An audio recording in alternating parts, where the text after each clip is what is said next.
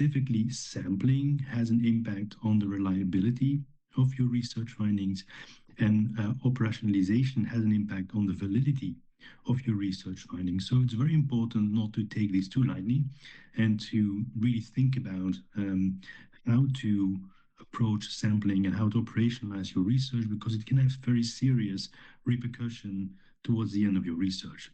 I'm sorry. Now, one more thing I forgot to say at the beginning. As you may have seen, I recorded this session.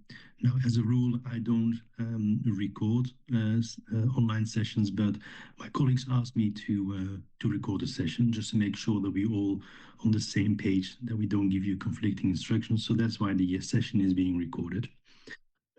Okay, now at the end of the session, obviously there will be room for questions. As I said last time, if at some point I go too fast or I lose you, you don't need to wait until the end of the session. You can just unmute yourself and ask me your question. I don't mind repeating or explaining things differently. Okay, now what are the learning objectives for this session? Well, at the end of this session, you should be able to define the research population for your research, formulate corresponding sampling criteria, select an appropriate sampling method, and design an operationalization table, which is quite a lot when you think of it. Now, these are also the topics that will be addressed in the workshop sessions this week. All right, now, research population and sampling, that's the first topic, the first decision you have to take once you've decided on the goal of your research and the data collection method that you're going to use. Now, of course, it's important that we are clear on what constitutes a research population. Now, sometimes it's just referred to as population. Sometimes it's referred to as a target population. They all refer to the same thing. So a research population actually contains all the elements. Either those are individuals, could also be items or objects, but in our case, already consumers to individuals whose characteristics are being studied. In other words, if you want to know what the wants and needs are of consumers regarding a certain product, well, then it's all the people that belong to a brand's target group that will basically be your research population, and the characteristics that you want to study are basically the wants, the needs, the unmet needs, the purchasing motives of these consumers. Okay, now let's give some examples. An example of a research population could be all voters in a city who are registered for an election. That is actually an American example, because here in the Netherlands, I think everybody's automatically registered for an election as a voter. But the most important word here is all. It's not just any or a subsection of voters, it's all voters. Or, for instance, all consumers in the Netherlands who plan on buying a new electric car in 2026. Or, and this is more tailored towards our assignment, all consumers that buy and eat Lay's chips on a regular basis, and then between brackets, that also belong to the brand's target group. So again, the word all is important. Now, why did I add that belong to a brand's target group? Because most brands, they have a very specific target group in mind in terms of social demographics. There's obviously a lot of people age 55 or 60, over 60, that eat chips on a regular basis, but technically they are not part of the primal or the primary target group of a brand. Okay, that was the research goal. Is in your research, when you conduct surveys, or in our case interviews, you want to describe and draw conclusions about the population as a whole. So that's why it's important that you need to know who you will be studying. So that will be the first thing that we will ask you to do during the workshop, is to define your research population. Now, for the type of research that you're going to do for the assignment, it is pretty straightforward in that the research population actually corresponds to the target group of the brand that you've chosen.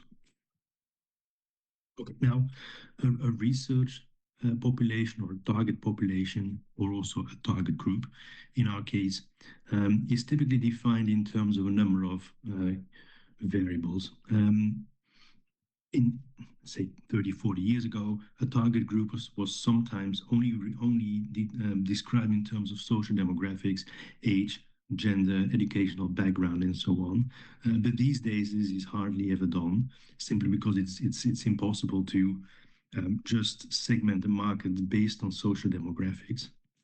So these days, when you define a research population, at least for market research or business research, then you also include benefits sought. So basically, all the benefits that consumers are looking for in a certain product or a brand, status, uniqueness, lifestyle, sporty lifestyle, adventurous lifestyle, or values and beliefs.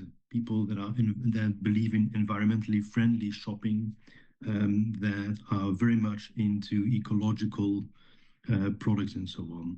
So that's also what I would like you to do for the assignment. When you describe your research population, try not to limit yourself to just age and gender. Also try to look into the benefits people might be looking for, lifestyle and values and beliefs. One way to do this is to study a brand's website, its social media posts, some marketing campaigns. If you examine those, it should not be too difficult to identify these benefits, these lifestyle and values and beliefs. Let me give you an example. I think you all know these two brands, BMW and Mercedes. They are direct competitors, but their target groups are slightly different. So suppose that for this assignment, one group would have to do research about the BMW i7, and another group about the Mercedes EQS. Then basically each group would have a target group or a research population that to a very large extent overlaps, but they won't be identical because the target group of BMW is not exactly the same as the target group of Mercedes. When you think of a BMW driver, you probably think more in terms of sporty lifestyle, a driver's car. While when you think of Mercedes, they typically focus more on people that value comfort, luxury, and so on. But which I don't want to say that BMW is not luxury, but it's not not the primary focus of their positioning. Does this make sense?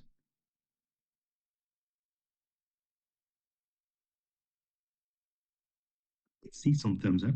So that means I assume that it makes sense.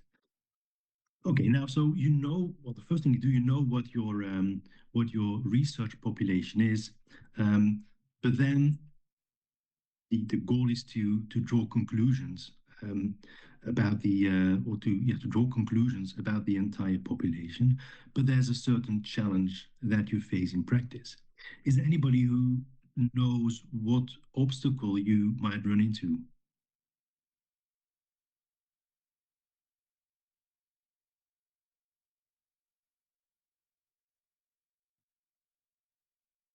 Suppose you define a research population of lace chips, um, people aged 20 to 35, that are into or that eat lace chips regularly, and that are into bold, unique flavors. I'm just thinking out loud here. What could be the problem? What's the practical obstacle you might run into?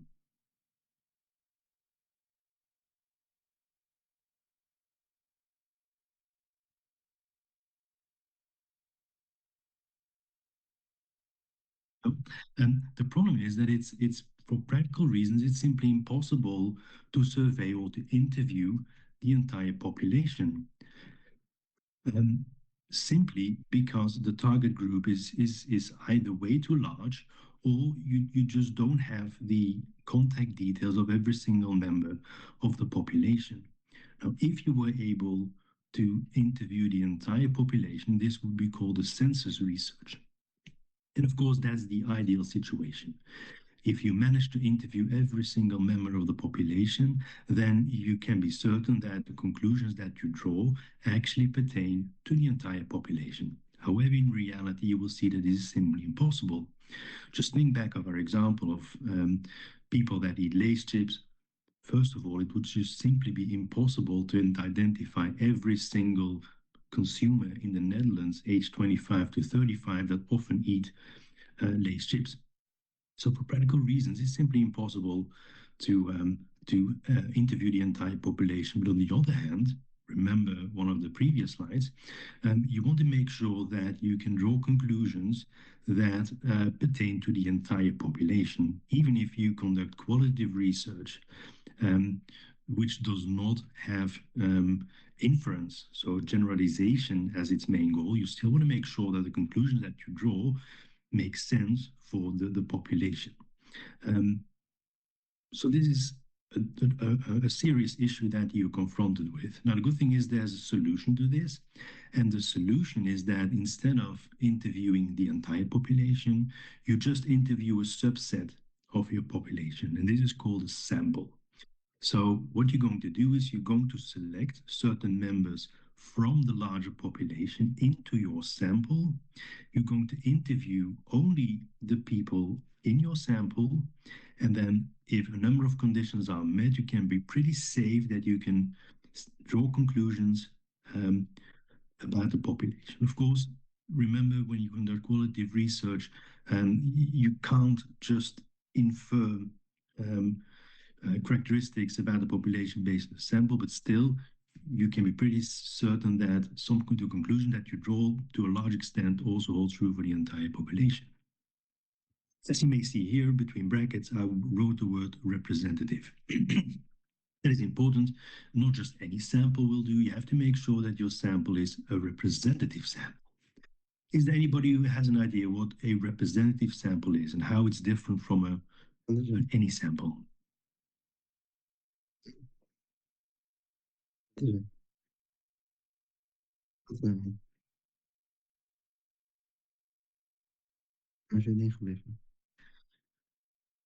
mute your mic.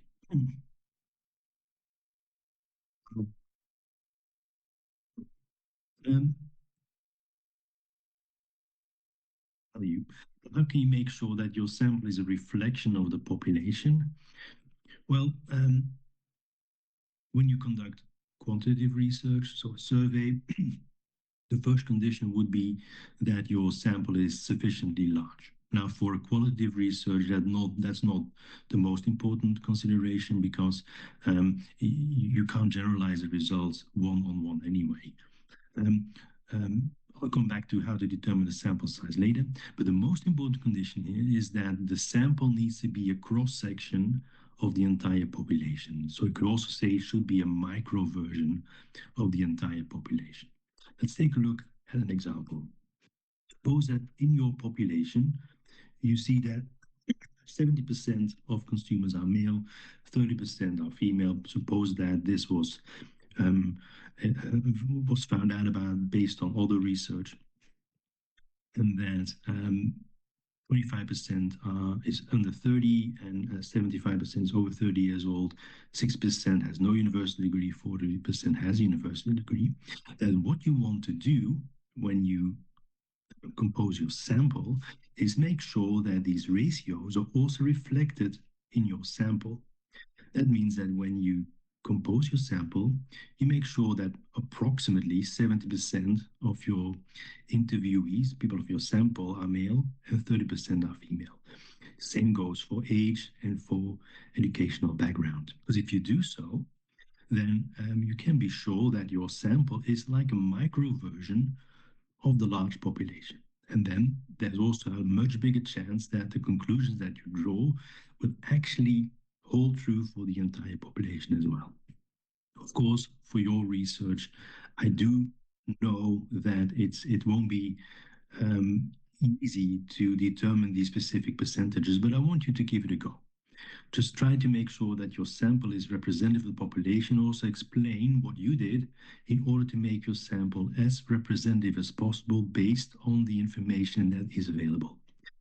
Now, how do you do so? How do you make sure that your sample is a good cross-section, a reflection of the population? Well, by using an appropriate sampling technique.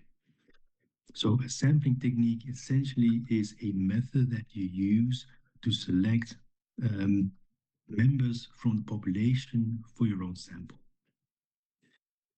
But before we do that, let's take a look at some terminology. So we already know what a research population is. Now, there's also something called a sample frame or a sampling frame. And here in the picture, you can basically see the orangey square is a sampling frame. And a sampling frame, you could think of a sampling frame as a master source of sample units. So basically, in the ideal world, would be an exhaustive list of all the members that belong to a population with all of their contact details, so that it's easy to reach out to them. Now, very often, a sample frame is smaller than the population, but it covers a very large part of the population. A sample is a subset of the population that you compose on the basis of a sampling method. A sample unit, if you ever read the term sample unit, is basically every member that's part of a sample. And sampling frame error is an error that results from an error that you make or mistake that you make in your sampling.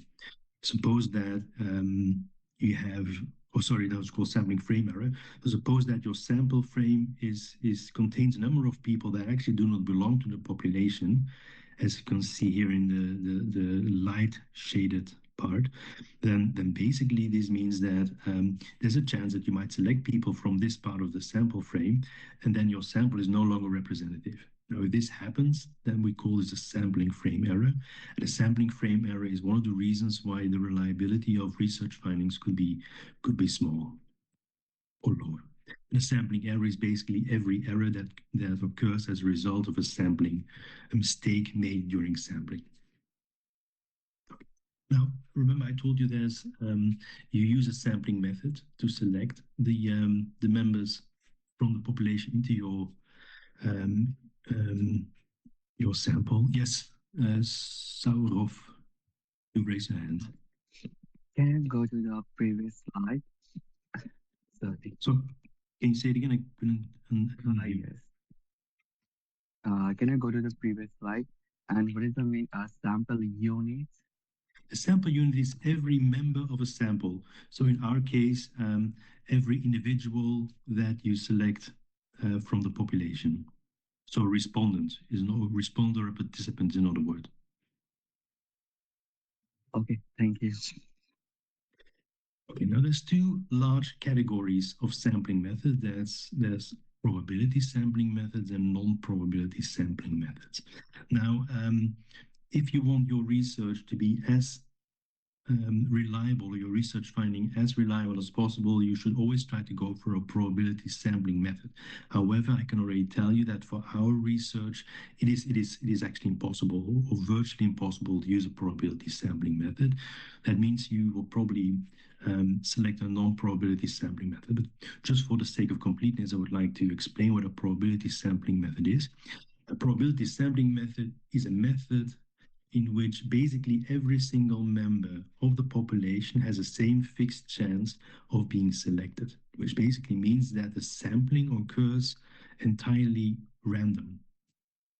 That's also why the sampling frame comes in. So you have a sampling frame with all the members that are part of the population, or at least a very large subset. Then you could basically number them, and you can even use some sort of random number generator to randomly select let's say 100 or 200 members of this sampling frame, and then ask them to participate in your research. That will be probability sampling. Of course, as you can already see, there's no way of obtaining a sampling frame like this for your kind of research, which means that it's unfortunately not possible to use it. But there's other examples where you could possibly do, but let's come back to that later. So instead, we're going to use a non-probability sampling method, which basically means that not every member of the population has the same fixed chance of being selected. So the probability that every member will be selected won't be the same for every member. So the downside is that, as a rule, when you use non-probability sampling, you can never be sure that you can generalize the results to the entire population, but you can maximize the chance that your sample is still a cross-section, a good reflection of the entire population. And you can do this by using a certain sub-method. the difference between probability and non-probability is clear. Now you're going to use a non-probability sampling method. So in your when you design your data collection plan, please do not say that you're going to use a probability sampling method, because then we're going to want to see the sampling frame and also how you got hold of it, which is almost impossible. Now, when you talk about sampling, probability sampling, there's a number of sub methods. The example that I just gave with the random number generator is called simple random sampling. So you randomly draw people from a list. Systematic sampling is a little bit more advanced in that you select a starting number, say number 2, and then you select every eighth member. Suppose K is 10, then the first person that you select is number 2 on the list, and then number 12, then number 22, 32, etc. Now, cluster sample is not often used. That means that if you think that there are certain groups within the population that are actually a cross-section of the population in themselves, you can use them. For instance, if you want to do research about undergraduate college students, that you could argue that you do not need to interview people from or students from every single university. You can actually use one large university as an example, assuming that all the diversity in the population is actually also reflected in this sample of this one university, and basically interview people from that university. Another example would be if you conduct research among elderly people, then you could go to an old folks home, and assuming that every old folks home is a reflection of the entire population of elderly people, you could just, instead of sampling from every single old folks home, just one specific old folks home. Stratified sampling is probably that's the most advanced method, but also the most complex to use. And that means that what you're going to do is, I'm going to go back to my slide here. What you do is you divide your population in strata, so basically in different groups based on gender, age, educational background, for instance, and then you use one of the other methods, like simple random sampling, to randomly select people from each strata, each subsection, so that you're sure that at the end 70% will be male and 30% will be female, 25% will be under 30, etc.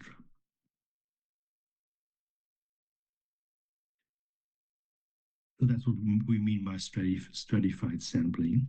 You could actually, well, you can't use stratified sampling, but in non-probability sampling, there's a similar method. So for non-probability sampling methods, the most frequently used ones are the ones on the top. There's convenience sampling, and there's purposive sampling, which is sometimes called judgmental sampling as well. Now, convenience sampling is, suppose that you would go to a supermarket and stand at the entrance door, and you would randomly ask people if they want to participate in your research. That would be convenience sampling. So basically, people that happen to be at a certain location at a certain time, they have a chance of participating in your research. People that do not happen to go to the supermarket on Monday morning, they don't have a chance of being selected. So that's basically what convenience sampling is. Purposive sampling is probably going to result in a more representative sample, and this basically means that you as a researcher, you're going to determine if somebody qualifies or if somebody belongs to the research population, and you will invite them and ask them to participate. Suppose that you know that your next door neighbor is somebody who eats a lot of chips and who actually belongs to the target group of Lay's. Well, then you can ask your next door neighbor if he wants to, or he or she wants to participate. That's what we mean by purposive sampling. You yourself decide who you think qualifies, and you reach out to them yourself. Now, snowball sampling, as the word said, your sample forms like a snowball. Suppose that your next door neighbor is part of a club, and everybody in the club is, eats a lot of chips. Then you can ask your next door neighbor to ask their friends to participate as well, because you know that they are also into eating chips, etc. And then again, you ask every of those members if they can refer you to somebody else. Now, snowball sampling obviously is not the kind of sampling method that you use when you do research about chips, but suppose that you want to do research about yachts. Well, I mean, for instance, me, I don't know anybody who owns a yacht. So if at some point you find someone who owns a yacht and is willing to participate, well, then very often these people know other people that own yachts, and you can ask them if they want to refer you to one of their acquaintances that owns a yacht, and so on. So that's when snowball sampling is used.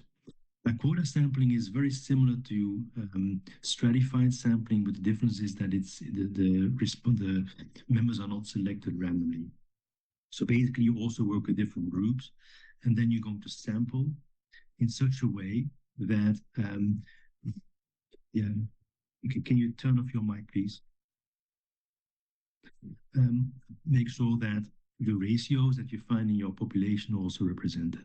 So that means, for instance, you know that 70% should be male, 30% should be female. When you start selecting, and once you've reached, suppose you want to your sample size is 100, right? Suppose that you start selecting them using purposive sampling or convenience sampling or snowball sampling, and once you reach 70 males, you stop selecting males, and then you only select female, so that in the end you got 70% male and 30% female.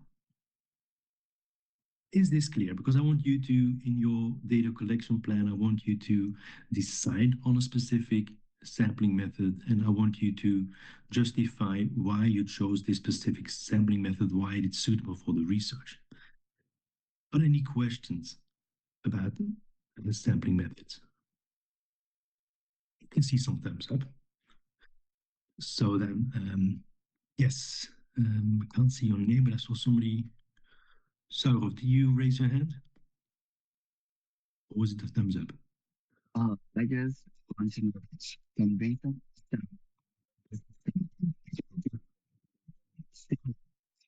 Yeah, they are similar. Yeah, they are similar. Yeah, but for convenience sampling, when suppose you're at the door of a supermarket, the entrance door, you're not going to. It's impossible to decide whether you think somebody belongs to a target group, except for age and gender, etc. So basically, you just ask them. Somebody that happens to leave the shop, you ask them to participate.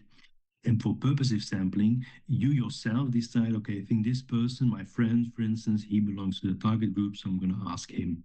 So here, in convenience sampling, you yourself as a researcher, you're not going to make any judgment as to whether you think somebody belongs to the research population. You just ask anybody who happens to come along, and then you ask some questions to find out if they belong to the target group, and then you ask them to participate in the research. Do you understand the difference? Yes, thank you. Okay, now, which of these non-probability methods do you think maximizes the representativeness of the sample? So if you have to pick one of them, and suppose that the goal was to make sure that your sample is as similar as possible to the population, which of these four would you use? For the sample? Sorry, can you repeat that? Quota?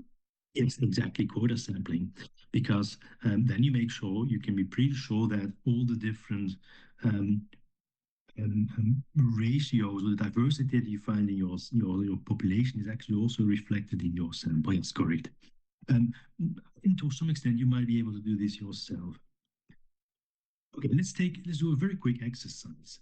Now suppose that the purpose of your research is to find out how satisfied students are with the IB program in RBS.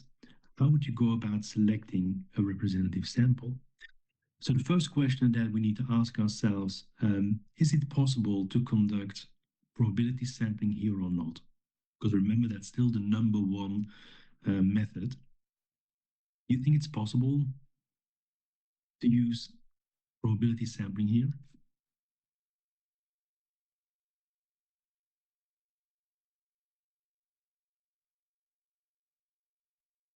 Remember, if you want to conduct or when we want to use probability sampling, there needs to be a sample frame, sampling frame.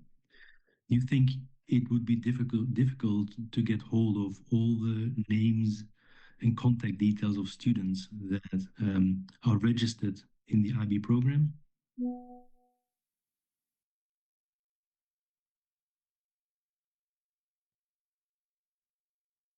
are some legal considerations, of course, but technically, if you're a member of the university, it should be possible to get a list of all the students that are registered at an IB program.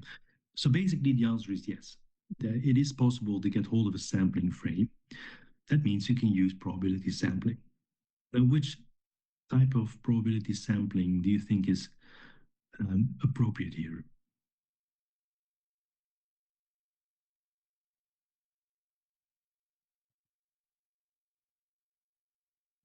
Do you think we can use stratified sampling here?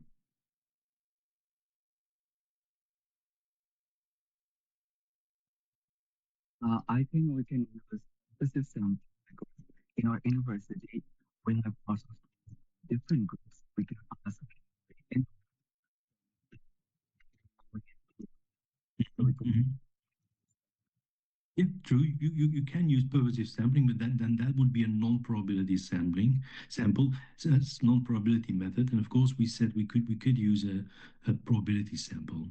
So is there any probability sampling method that we think you can use? I can already tell you basically every um, method that we discussed would actually be suitable. Um, Probably not so much cluster sampling, but the other ones are definitely suitable. The most suitable one would be stratified sampling because it's not that difficult to divide the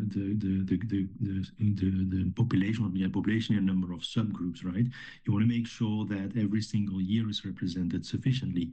You also want to make sure that girls and boys are equally represented, or at least the same proportion as in the population. You also want to make sure that different specializations are sufficiently represented, commerce, marketing, and so on.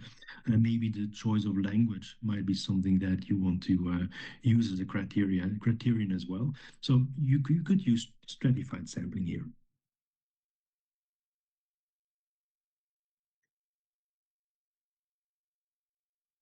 So if you don't use probability sampling simply because you can't get hold of the sampling frame, then quota sampling would be a good alternative. Correct. Now, the next thing you have to do, suppose so now we know that we're going to use a certain sampling method. The next thing you have to do is formulate sampling criteria. Now, what are sampling criteria? They are basically criteria that you formulate in order to make sure that the people that you actually interview actually belong to your research population. So we call this selection bias. So if you happen to select someone who is not part of a population, then this results in selection bias, and this will result in a lower reliability of your research findings. So you can work with selection criteria, and you can basically see them as criteria, questions that you ask before you start interviewing someone, just to double check whether they belong to your research population. If the answer to one of these questions is no, then you have to tell them, sorry, you can't participate, and you have to move on to the next participant, next member. So they help you determine who belongs and who doesn't belong to a target population. So in the interview guide, you can actually integrate them as screening questions, like I just said. You start off with them just to double check if somebody actually belongs to your research population. If the answer is no, you're not going to interview them. For instance, people who are responsible for buying weekly groceries in their household, or at least that influence the products that are bought. People aged 18 to 30 years old, people who have purchased brand X at least once in the last 2 weeks.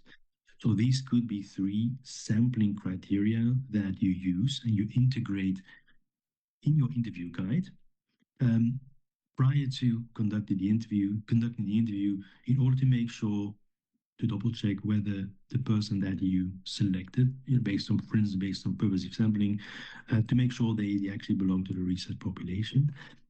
And this will reduce selection bias. Now, I'll come back to this in one of the later sessions, but there will also be a section about reliability and validity of the research.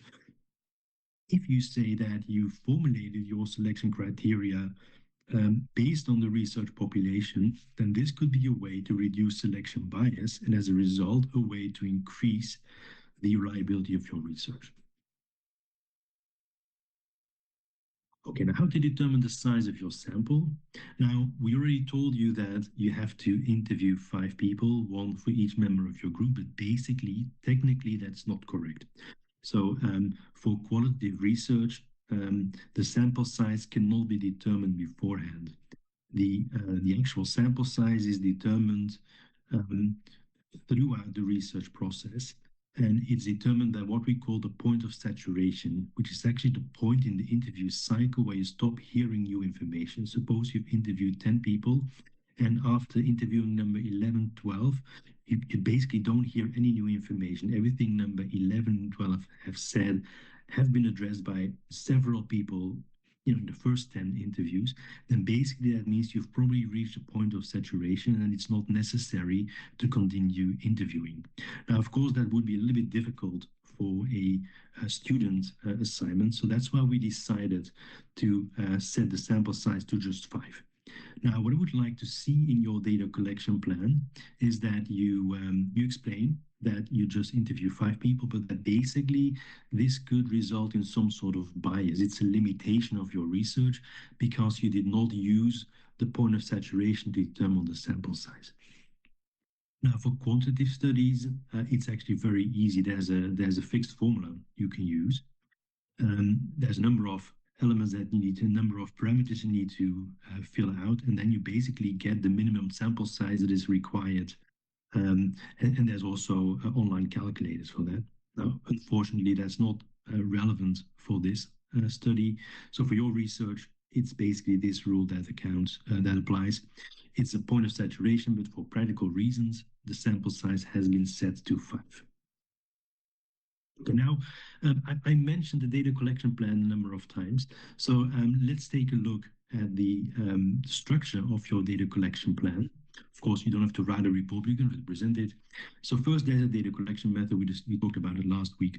Then the second section would be about sampling. So I want you to define your research population. I want you to calculate the research population size. Now, of course, this is an approximation.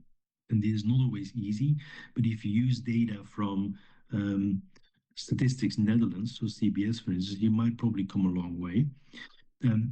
Formulate sampling criteria.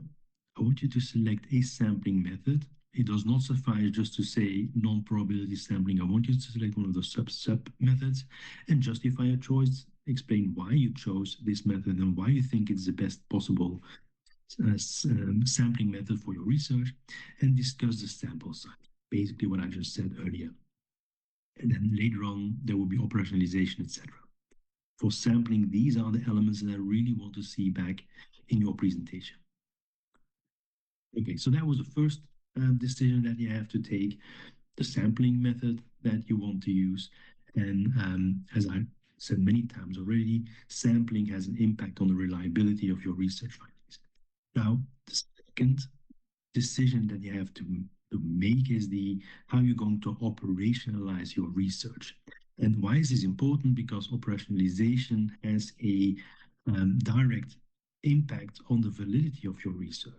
So validity basically means that all your research findings are valid if you actually measure what you plan to measure. Let me give you an example. Suppose that the goal of the research is to find out whether and to what degree consumers are loyal to a brand. Then if you read some academic literature about it, you would find that the worst way to to ask about this is asking the question, do you consider yourself brand loyal? So if you ask the question, do you consider yourself brand loyal, then you're probably not going to get any valid results. So you have to find out about this in an indirect way. So that's where operationalization comes into play. You're going to decide how you're going to formulate interview questions in order to accurately measure the constructs that you want to measure. In our case, a construct could be the unmet needs of consumers. So what is operationalization? It's basically the process of identifying and spelling out how each construct, it's the same, in your research will be measured. Of course, this is a year one course. So in your case, the number of concepts and constructs is very limited. You have consumer needs, you have unmet needs, and maybe purchasing motives. That's about it.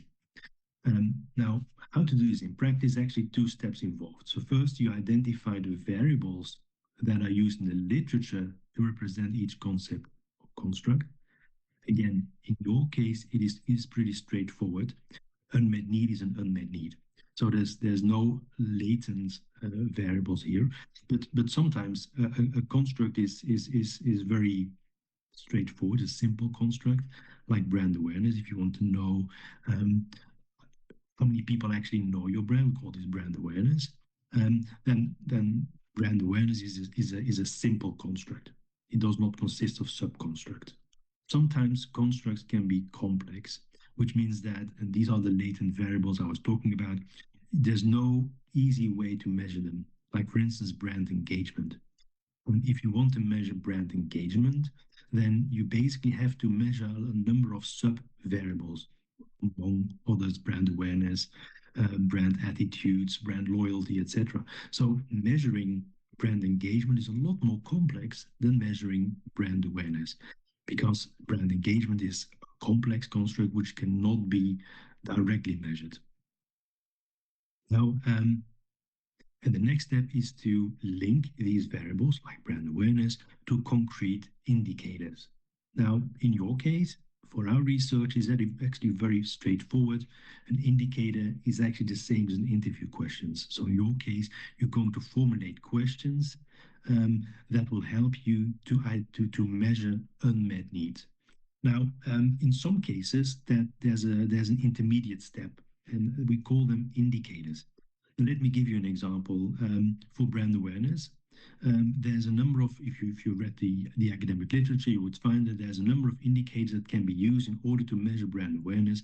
One of them would be top of mind awareness. Another one is aided awareness, for instance. And there are different ways of measuring brand awareness. So top of mind awareness and aided awareness are two indicators to measure brand awareness. And for each of them, you can formulate questions. Top of mind awareness means that you ask people which chips brands do you know of, and it's basically an open-ended question. People need to just sum up all the brands that they know. And aided awareness, you just give people a list of all possible chips brands that are available in the Netherlands, and you ask them which one do you know. You need to tick the box behind every single brand if you know them. But those are indicators. And then based on that, on the indicator, you formulate specific survey or interview questions. As I said, in your case, it's a lot more straightforward. You don't really need indicators. So if you know what your concept is about, what the definition is of the concept, unmet needs, you can directly formulate interview questions.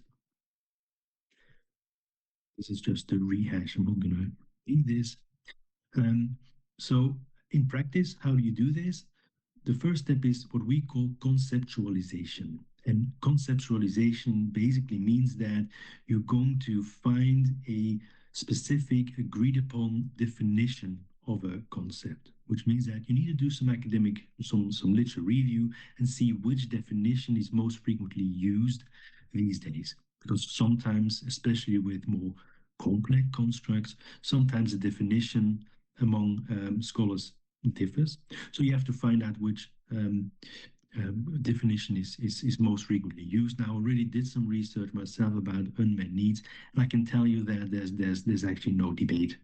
Every single researcher, every single academic, they define unmet needs in the exact same way. For some of you, it won't be too difficult, but I do want you to find a commonly agreed upon definition from the academic literature. Okay, that's conceptualization. And once you know what the concept, so I've already explained what a concept is, right? There's an underlying theme that you want to measure. So once you have this definition, the next step would be to formulate your interview questions. Now, this second step is actually what I was talking about earlier, identify the different key concepts and variables that are associated with the main construct, but it's not relevant for our research. It's the example that I gave about brand awareness, for instance, that you have aided awareness, etc. or brand engagement that basically consists of brand awareness, brand association, and brand loyalty. For our research, you can just forget about it. You can immediately move on to step 3, operationalization. So first of all, you come up with a definition, and then you're going to use this definition in order to formulate interview questions. That's basically what it's all about. So you turn your concepts based on your academic definition into measurements, and a measurement is basically the most concrete measurement would be an interview question. Now, if you do this properly, if you follow this procedure consistently, then you can actually argue that the construct validity of your research will be high. Now, don't worry too much about the term construct validity or any other kind of validity. I'll come back to that later. But basically, what it comes down to is that you can guarantee that the interview questions that you ask will actually help you to measure the construct that you want to measure. In our case, unmet needs. Let me give you an example. There's a much more complex example. Suppose that you do research about employee retention. So that basically means the degree to which employees are loyal to an employer, the degree to which they intend to stay working instead of switching jobs. Then if you read some academic articles about it, you will see that employee retention is actually a complex construct that consists of a number of sub-constructs or sub-variables, like job satisfaction, satisfaction with remuneration, experienced work-life balance, and so on. So that would be the operationalization. You have a construct, and then you basically decide, or you find out which variables this construct consists of, and the next step would be to formulate questions. This is how you usually do it in practice. So, and I would also like you to do, to try to do this. So you have all your constructs here. Now, in your case, this list will be a lot shorter.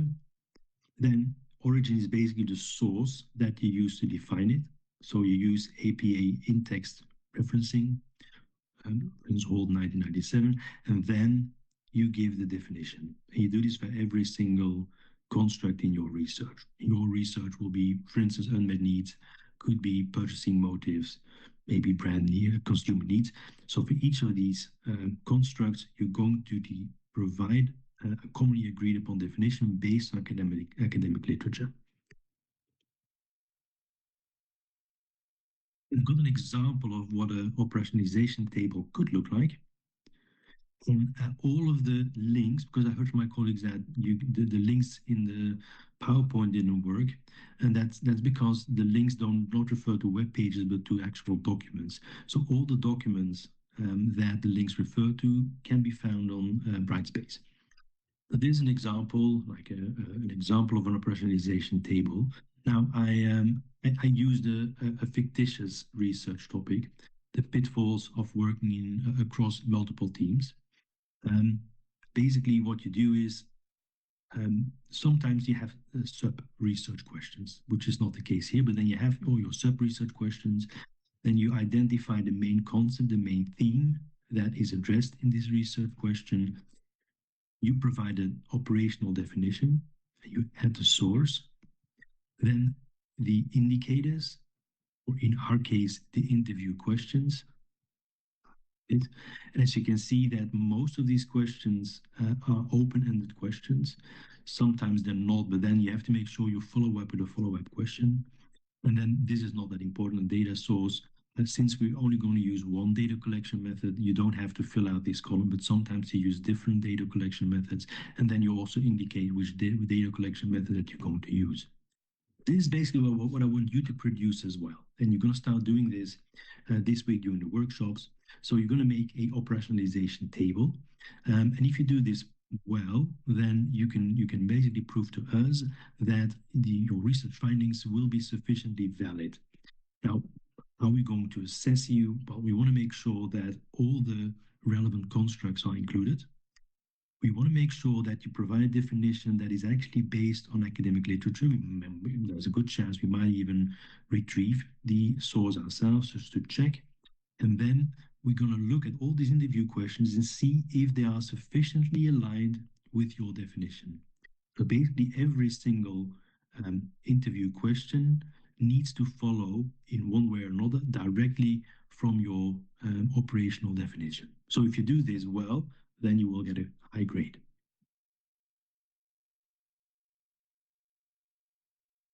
So this example is on Brightspace. I think that might be the end, almost the end of the presentation. So in terms of the data collection plan that you need to present, it was in week 6. There's a short introduction. You introduce operationally the process you went through when you operationalized your research. You provide an operationalization table, so that's the selected variables, academic definition, interview questions. So basically everything except the first and the last column in the previous example. How many interview questions is difficult to say, but let's say approximately between 20 and 30 interview questions. That's basically it. That's all you need to include here. And then next session, we're going to talk about data analysis and reliability and validity. There are some mistakes that you should try to avoid at all costs. When it comes to the reliability of your sample, it's possible that respondents do not know the answer to the question. Then it's important that well, you don't do anything with the answer, but make sure that you also try to find out why people do not know the answer to the question. If they just don't happen to know, then that's okay. But if this happens, if this recurs, if 2 or 3 people say, I don't know the answer to the question, then this could mean that the question needs revision, that it was not formulated in an accurate or understandable way. And then that could be an issue, and you have to rephrase the question.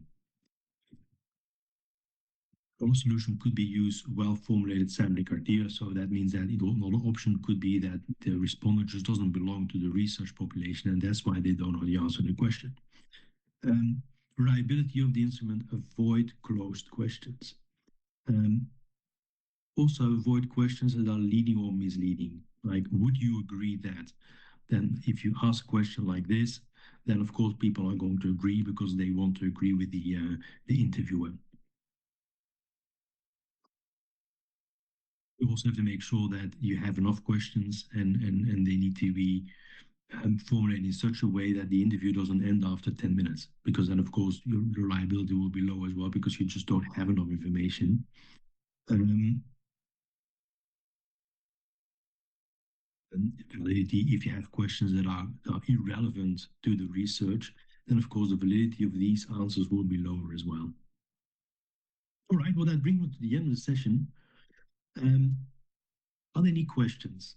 So do you think you'll be able to do this in the workshop, defining the research population, sampling criteria, selecting a sampling method, explaining why you chose a certain method, and also making the operationalization table?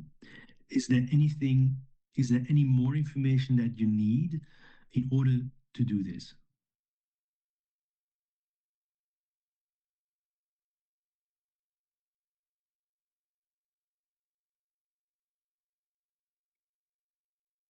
All right. Well, that means I hopefully did a good job. Well, thank you again for attending this session. I saw 349 people attended, so I'm really happy to see that. Thank you for attending. Good luck with the workshop and enjoy the rest of your work week. Bye. Have a nice Bye. day. Doei. Bye. Have a great day.